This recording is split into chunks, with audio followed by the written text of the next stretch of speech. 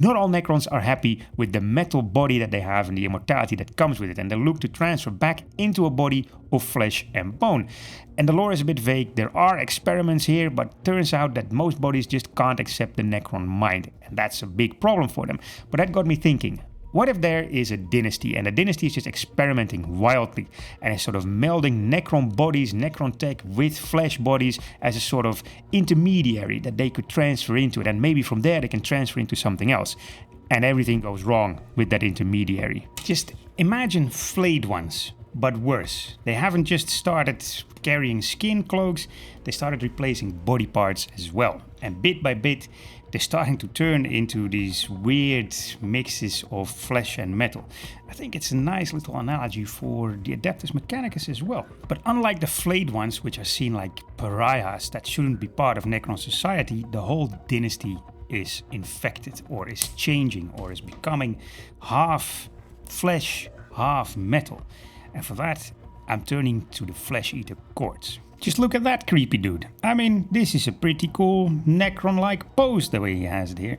And I'm just gonna start building more and more of this Catacomb command bars, because I thought if the whole dynasty is infected, then I can show that some overlord is also infected. So let's make a judge, jury, and executioner. And I don't want them all to look the same. My Necrons, they should be replacing random parts, it should be a whole jumble. So here I got this guy from the Flesh Eater Courts, and I'm just gonna see if I can attach this one Necron leg to him. There, that fits like a glove with enough hacking and sawing, that is. Now let's see if I can put him in his seat still. There they are. Let's call them the scribes, the court scribes. They need their arms, their heads and everything. Let me build the rest of the Catacomb command barge, and then we'll move on to the next couple of characters. Starting with the judge, and for that I have Grand Justice Gormain. I mean, look at him, that beautiful wig that he has, some scrolls, some paperwork. It's not really Necron-like, but that's exactly what I want. I want that weird mix of death and Necron robots all together. So let me get a few pieces here going. Like this here, the lower part of the Overlord that is standing on the Catacomb command barge, and then these two pieces of the mantle of the Grand Justice. And when I put them together, they look a little bit like this, and it has this really nice gap here in the front of the mantle where I can put a chest piece from one of those scribes in there, and it will fit like that. See? Now he's standing upright, which is important because I need to put him on the Catacomb command barge.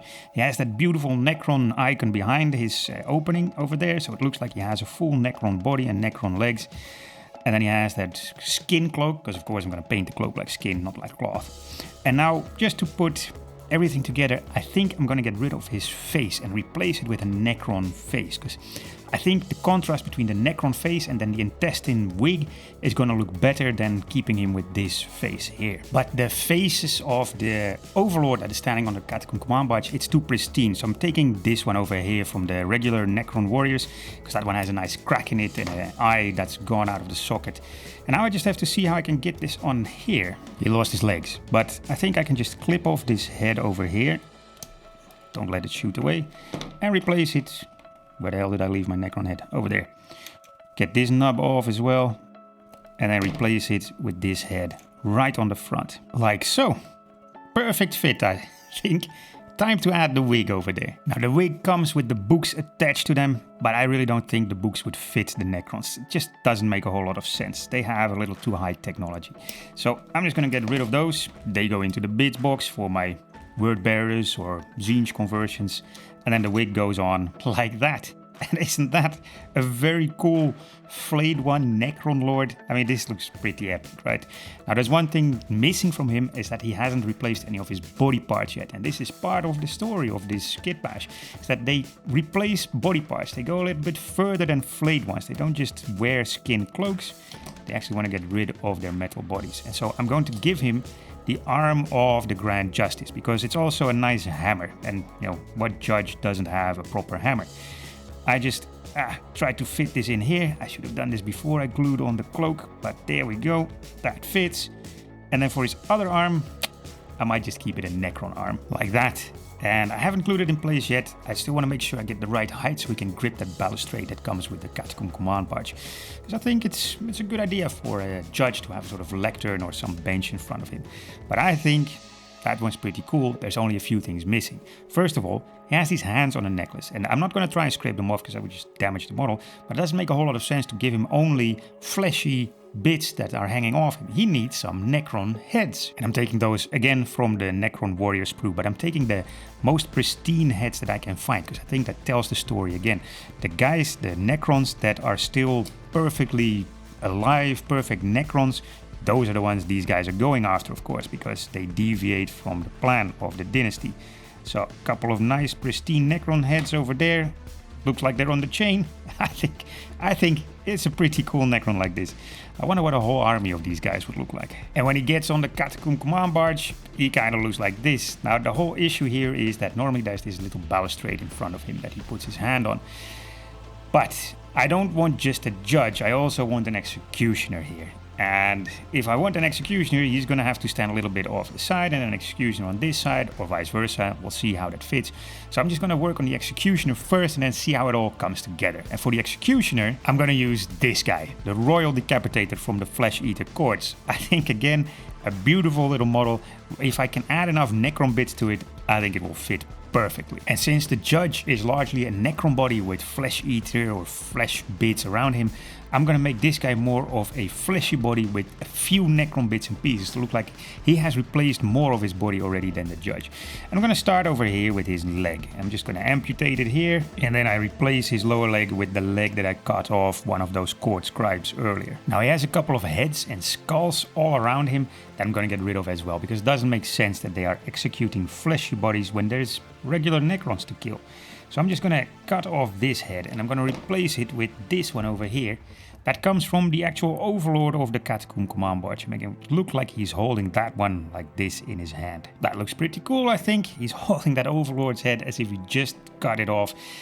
And now the axe. I feel the axe is still a little too low-tech for this project. It's cool to have a low-tech axe, so I'm still gonna keep the stick that he has, just get rid of the blade. And then I replace it with the blade that comes from the Necron Overlord that the Catacomb command barge comes with. But this doesn't look good enough to me. I want to make it look a little bit more crude, so some hobby rope like this. That's the stuff that the real model builders use to build these wooden ships out of absolutely nothing, scraps of wood and this kind of rope.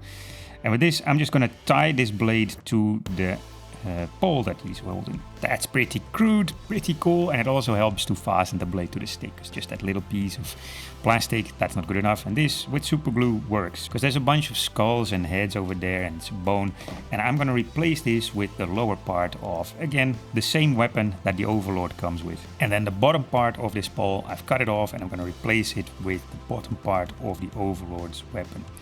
And that way he has a nice kind of Necron weapon cobbled together, bits and pieces glued on, tacked on, taped on, roped on, and it's time for his head. There, beautiful, fits perfectly again. I think Games Workshop is doing a great job giving the opportunity for Flesh Eater cores to go together with the Necrons. I think he needs a little extra trophy skull here and there, but Necron skulls, not human skulls. So I'm just gonna glue a couple, one or two here on his belt, maybe another one here hanging off the ropes that are on the axe. I think that's enough. Now, I cut off lots of bits and pieces and I need to make sure that he can stand on something when he's standing on a Catacomb command barge. And for that, I'm gonna need some more piles of skulls. But first, let me show you the composition, because I think like this, they're pretty cool. We got the judge, we got the executioner, we got the scribes down here, and he is now standing on a little Necron body that I already put there, and I'm gonna put a pile of skulls in the back of the command barge. And the characters, of course, they're gonna be separate, because I want to paint them separately. There's no way I can paint this as a whole, which is fine. They're not too bad to paint separately. There's no green stuff or any other work I have to do. Like this, I'm gonna put first a load of skulls in the back, and then I want to add a little bit of humor to this model as well. Because these two, the judge and the executioner, they're executing Necrons. And you have multiple ways of executing Necrons. You can chop off their head, but that's more something for the higher caste, the higher level of the dynasty. And the plebs, the lower castes, the serfs, they should get hung. And then I can let you imagine yourself what happens when you hang a Necron. So I tied him a nice little noose, and I'm gonna hang him over here behind the judge. And for that, I'm going to use this little piece over here, which comes from a box of jewelry bits. If you go on Amazon, you search for jewelry bits or jewelry pieces, you can get a whole box of all kinds of nice little hooks and rings and, well, chains as well. And they're good for kitbashing. So I got the little loop here, just drilled a hole, put it in, super glue to hold it in place. And I'm just going to tie him up here and give him his lower body, so it looks like he's still kicking around. There we go. Nice little Necron warrior, a basic serf, the lowest of the low of the dynasty, getting strung up like this. I think it's cool. It's a nice little stupid thing to add to a mini like this. Now, next up, a bit of battle damage, because the Catacomb Command Barge is way too pristine. So I'm just going to take my knife and just cut out little knocks here and there, because I don't think that once everything's infected with this Flayer virus or is going insane, I don't think they maintain their bits and pieces as well as they should, and maybe the whole living metal thing stops working as well. So I got a little bit of battle damage, especially over here where the Executioner is standing with his big axe, because he needs to have some kind of chopping block, and I think this is a good spot over there. Now there's one thing I still have to fix before I get to the green stuff, and that's this judge's arm. Like I said before, it's not stuck in there. I don't know exactly what I want to do with it. I thought I would put it on his balustrade. Balustrade's not coming because there's no space. But I think if he's standing over here, I wouldn't mind giving him something of a cane or some walking stick, something like that. And I have still here the shaft of the original Overlord's weapon. And I think I can use that as a sort of walking stick for him over there. I just have to cut off this hand that is holding it, scrape the top a little bit flatter so that he has some place to put his hand, get his hand in there with enough plastic glue, and then we'll make his hand rest on that stick. Like that. Now he's a proper decrepit old judge that can barely keep himself standing, but somehow still rules over his underlings. This guy's done, the execution's done, time for a little bit of green stuff on the scribes. And I'm just gonna give them some skin cloaks. So just very thin green stuff, just wrap it around their shoulders, because you know the Necron arms, as you can see, it's not a great fit. But if I give them just a little bit of skin cloak and just rip off these bits of green stuff, you know, that starts looking like flayed skin that has been ripping and tearing. And I put it on him. Where's my tweezers? Over there. And then I just start pulling more bits and pieces off until I have a suitable skin cloak for him. And I gave the Executioner a little cap as well. Fits him, and it also, there was a little gap between the head and the body. Better to cover that up as well. Now, I think it's ready to start painting. And I'm gonna keep these Necrons really dark with just a dry brush of Iron Warriors and a highlight of silver in the most important parts, like the faces, the hands, the weapons, some of the displays on the barge. Because the darker I keep the metal, the better it contrasts with the rest of the Necrons. The flesh, the skin, all of that becomes much lighter. So if I want this light, I have to paint it with some rock art flesh first. Then I'm gonna paint the skin of the ghouls first with some deepkin flesh. Get a little shading going with some Targor Rage Shade. And then I lightly dry brush that with some Celestra Grey. Now that's some nice sickly looking skin. Greenish, bluish tints with a little bit of red in there. It's not done yet. It needs lots of grime and gore and nastiness. But this is the level that I need to paint everything to before I can do that. So, time for some of the skin cloaks. And I'm gonna make this nice peachy looking skin, starting with a little bit of Bugman's Glow. Stipple on some Cadian flesh tone, then some Kislev flesh. Almost done. Just another layer of Flayed One flesh, and then after that, back to Cadian flesh tone stippling. And this flayed skin, it's pretty good practice for me, because I did my Word Bearers Abaddon over here, and I asked you guys what you would like to see next. Iron Warriors, Night Lords, Alfarius, or something else. And Night Lords was second after Iron Warriors. I'm waiting for the Nemesis kill team to come back into stock. Just Games Workshop needs to build that next factory as soon as possible so I can get my plastic. And then we'll do some nice Night Lords kit bashes as well. But this way, the skin, it's done to the level where I can start grinding it. It's time to work on some of the other gory bits, like this beautiful wig that he's wearing. And I think I can just paint the wig white. And then with enough blood and gore effects, I can make it look like intestines again. And also, I want to have it white because a judge's wig is white, right? Now with the white, since I have it out, I'm going to do a bit of the other pieces as well. Skulls, bones, nails, little bits and things that I want to have standing out. So, onwards with the wig. I am having some very, very, very diluted blood for the blood god. Let me show you my wet palette over here. It is really, really liquid. And I'm just going to give this a wash with that and let it seep in the recesses, and the gloss will still stay and make it nice and glossy looking, but it will all be very, very uniform.